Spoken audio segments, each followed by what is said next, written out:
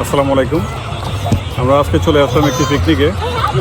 পিকনিকটি দাগন মিয়ার young generation যারা আছে তারা প্রতি বছর এটি করে থাকে, তো এবছরও করলো ওরা। আমরা আজকে আসছি পিকনিকে। হ্যাঁ, তো এটি অনেক সুন্দর একটি জায়গা। আমরা মূলত এসেছি আজকে একটি পার্কে। এটি একটি স্টেট পার্ক, নামটি হচ্ছে আপনার এফডিআর স্টেট পার্ক। তো আমরা প্রায় 1.5 ঘন্টা ড্রাইভ করে এখানে এসেছি আজকে। এই পার্কটির মূল আপনার আকর্ষণ হচ্ছে এখানে যে পুলটি দেখতে পাচ্ছেন আপনারা, এই পুলটি হচ্ছে মূল আকর্ষণ বা বিশেষত্ব। আশেপাশে আমরা যা দেখেছি অনেক সুন্দর জায়গাটি। তো পুরোপুরি আমরা ঘুরে দেখার সময় আমাদের হবে না, কারণ এটি একটি বিশাল একটি পার্ক। স্টেট পার্কগুলিতে যখন আমরা প্রবেশ করি তখন আমাদের প্রবেশ পথে কিছু ডলার পে করে ঢুকতে হয়।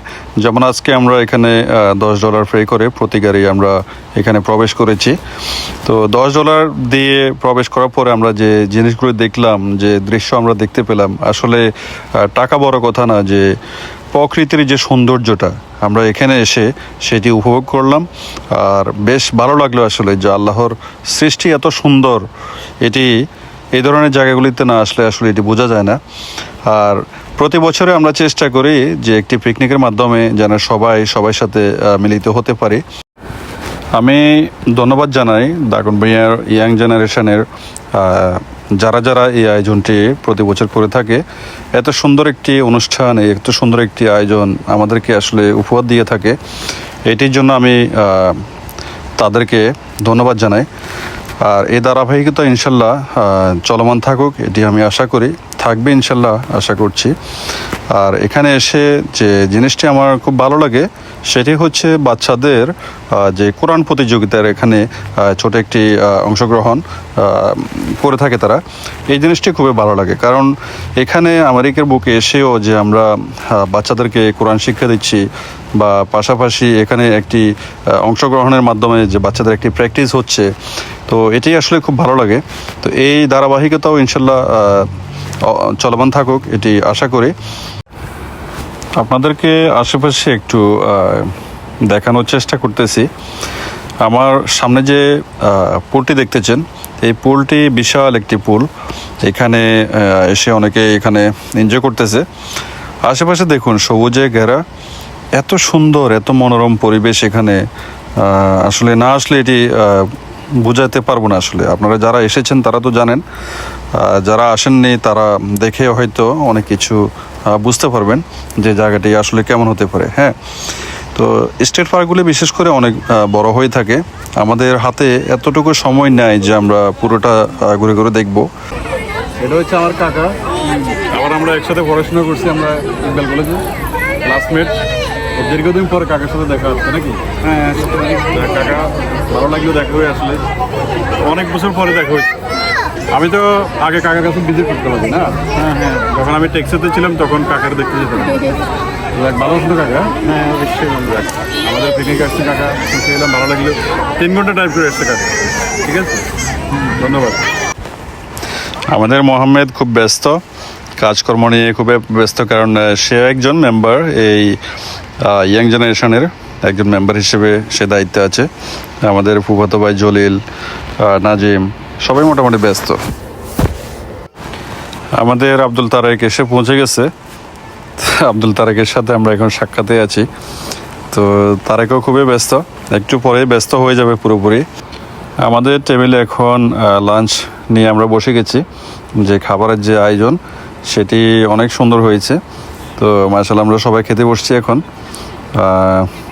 আসলে খাবারটা বড় কথা না, যে একসাথে সবাই এসেছি, একসাথে বসে কথা বলতেছি, একসাথে দেখা হয়েছে অনেকের সাথে। দেখি আজকে ডায়েট নাই, বুঝছো? প্রতিদিন কিসের ডায়েট, কি বলো? আমাদের খাবারের আগে যে খেলাধুলার যে আয়োজনগুলি ছিল সেগুলি শেষ হয়ে গেছে মোটামুটি। আমি আসলে ভিডিও ধারণ করতে পারিনি, দুঃখিত। আর আমাদের এখন শুরু হতে যাচ্ছে বাচ্চাদের ছোট বাচ্চাদের আপনার কোরআন তেলাওয়াত প্রতিযোগিতা। তো সেখানে আমার ছেলে আহিল সহ আমাদের বাতিজা অনেকেই আছে, অন্যান্য বাচ্চারা সহ সবাই অংশগ্রহণ করবে এখন।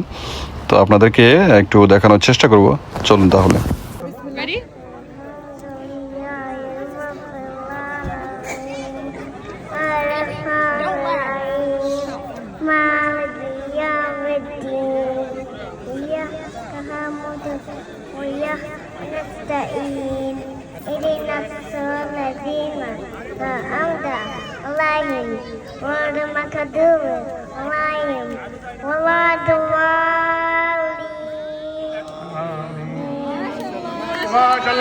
মাশাআল্লাহ, সবাই দোয়া করবেন। আমাদের অনেক সুন্দর করে সূরা ফাতিহা তেলাওয়াত করেছে। মাশাআল্লাহ মাশাআল্লাহ। ورحمة الله وبركاته. أعوذ بالله من الشيطان الرجيم. بسم الله الرحمن الرحيم. لم يكن الذين كفروا من أهل الكتاب والمشركين منفكين حتى تأتيهم البينة رسول من الله يتلو صحفا مطهرة فيها كتب قيمة وما تفرق الذين أوتوا الكتاب إلا من بعد ما جاءتهم البينة. আমাদের আহিল একটা পুরস্কার পেয়েছে। এটা কিসের জন্য পেয়েছে বাবা বলো? কোরআন তেলাওয়াতের জন্য। ঠিক আছে, মাশাআল্লাহ। আহিল প্রতি বছরে কিন্তু একটা না একটা কিছু পায় না। Nice gift. আহিলের আজকের এই পুরস্কারটি পাওয়ার পিছনে যার সবচেয়ে বেশি অবদান তিনি হচ্ছেন আহিলের হুজুর। উনি বাংলাদেশ থেকে কষ্ট করে আজকে প্রায় 3-4 বছর হবে আমার মনে হয় আহিলকে আরবি শিক্ষা প্রদান করতেছে। আল্লাহ ওনাকে নেক হায়াত দারাজ করুক, ওনার জন্য দোয়া করে, সবাই দোয়া করবেন আল্লাহ যেন ওনাকে সুস্থ সবল জীবন দান করে, আমিন। সম্মানিত ভিউয়ার্স, আজকে তাহলে এই পর্যন্তই। দেখা হবে ইনশাল্লাহ অন্য একটি ভিডিওতে আবার। সে পর্যন্ত ভালো থাকবেন। আল্লাহ হাফেজ। আসসালামু আলাইকুম ওয়া রাহমাতুল্লাহ।